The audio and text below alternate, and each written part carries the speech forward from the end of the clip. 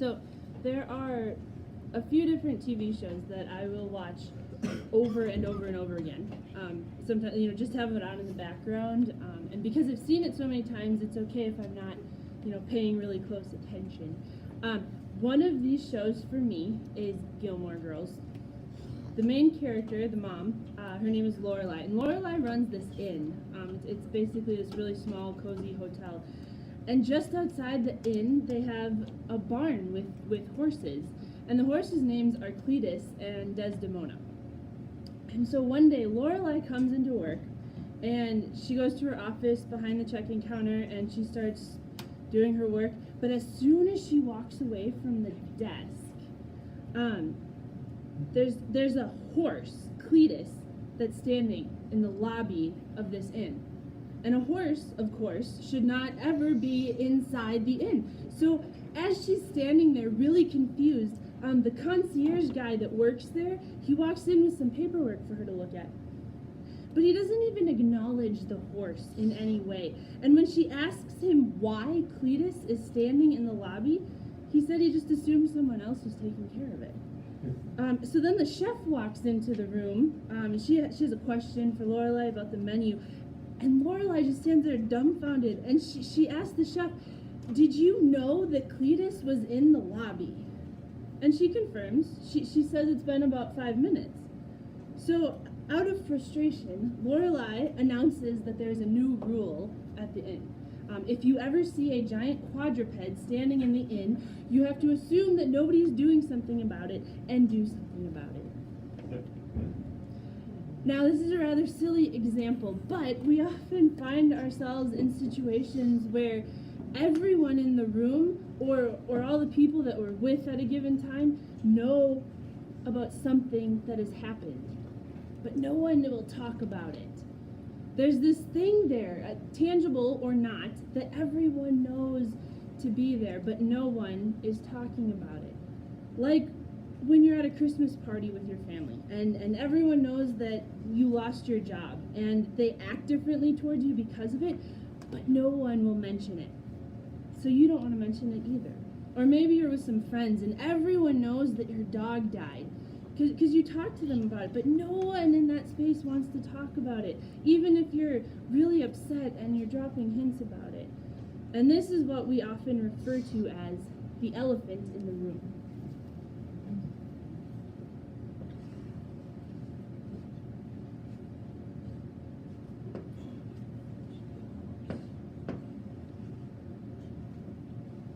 Okay, this is an elephant. That's a great elephant. You're good.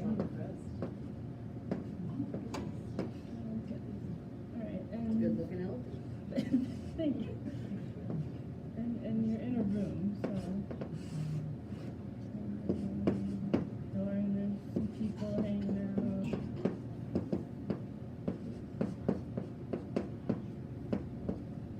Alright. So sometimes not talking about something makes it even more awkward. But sometimes the thing is so obvious that we think it doesn't need to be mentioned out loud. Because of course everyone has to see the elephant, right? Or the horse. One of the biggest truths people seem to get caught up in with the book of Esther is that God's name is not used, not even once. And given the nature of the text around it and what we are accustomed to, it seems really out of place. But what if God's presence was so clear to the writers and to the initial readers that God's name wasn't even necessary in order to talk about or to share about God? It also pushes us to look for God in our own lives and experiences in a similar way. For example, when I think of pirates out on the open sea, my first image is Captain Jack Sparrow. But really, all pirates have one of those fancy, telescoping spy glasses. Right?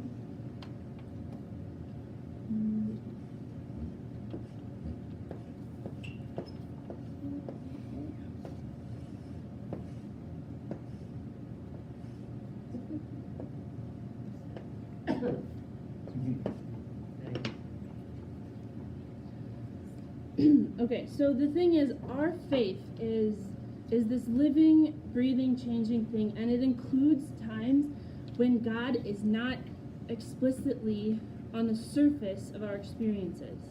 And to think about searching our own lives for where it is God has been, that we have not recognized God's presence, that is really challenging. That takes work. Much like the time and thought that we have to put into reading God's Word, including the book of Esther. What lies beneath the surface? When I think of challenging life experiences, one of my first thoughts goes to my sophomore year of college. My grandma died, and I was 3.5 hours away without a car. I had to keep studying. It was softball season, and we were in Ashland, Wisconsin when I got the message. I grew up only knowing one grandparent. She was the only grandma I ever had, and suddenly she was gone. Why couldn't I be there?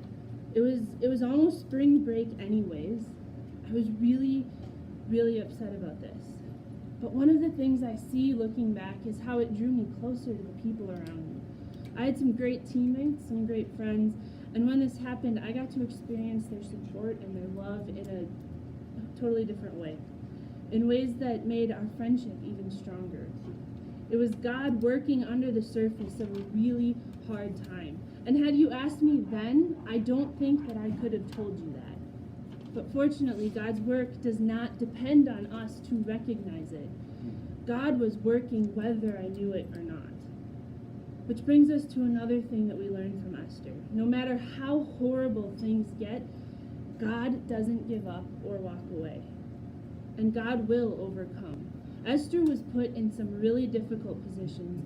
She went so far as to risk her life in order to do what was right for God's people.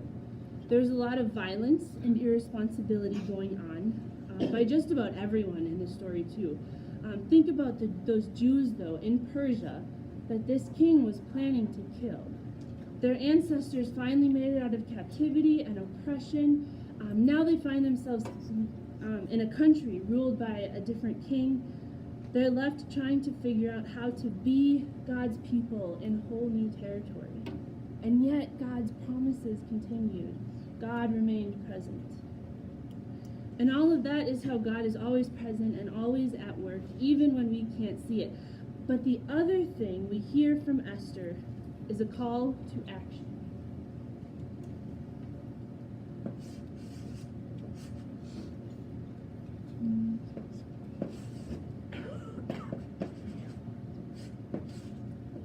Okay, that's a really big microphone.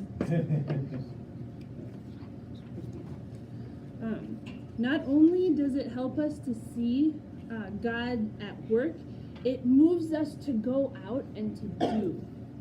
Here's the thing. Some might look at this situation and see what she did as an act of charity, or even as condescending, given her status as queen. But her own fate and future was wrapped up in the situation too. She was still a Jew, and even though the king didn't seem to acknowledge it, talk about an elephant in the room, she was included in the fate of the Jewish people of Persia. And no, it wasn't just for selfish gain either, because she could have just run away or tried to get herself off the hook.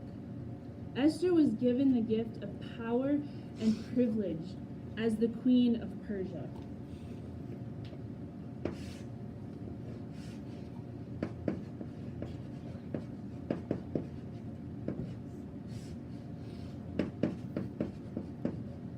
I can never spell this right.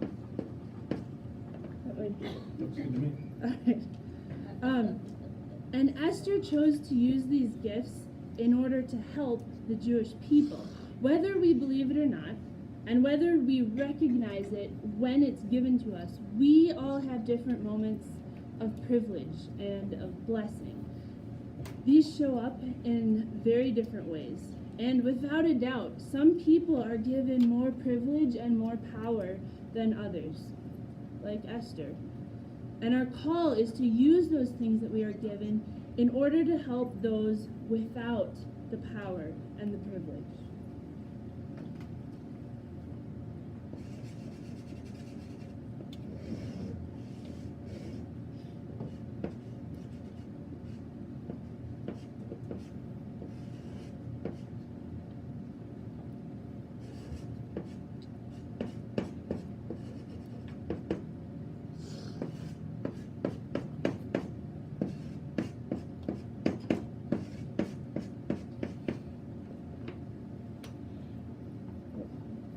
right. Again, it's not for our own gain or to build our own security, even though sometimes that seems like the first move. As God's children, we are called to use those gifts that we've been given, as we are given them, in order to share God's love with all. And that could mean making sure someone has a nutritious meal, someone has a person to talk to, there's someone to defend them, a warm place to sleep when it's cold out. The possibilities here are truly endless. We are not always the ones with the power or privilege, but when we have it, we need to use it and to use it right. Esther went through a lot of crazy stuff.